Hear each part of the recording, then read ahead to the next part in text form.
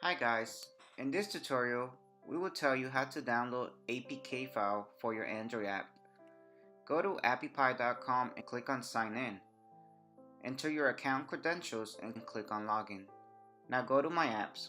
Click on the test app menu of your selected app. In test app area, the Android app section will open.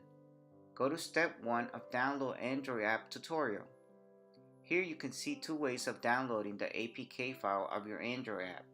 That is via URL or by scanning the showing QR code. Follow the one that's easy for you.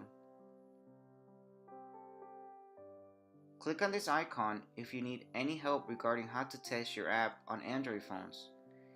A pop-up window showing the complete video of testing the app on Android devices will open. Click on this mail icon if you want to get app test links sent to your email. A pop-up window will open. Enter your email address and click on send.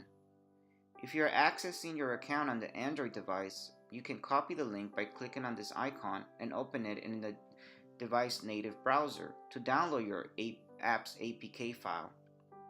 Once you have downloaded the APK file of your app, follow the tutorial to launch and install it on your Android device.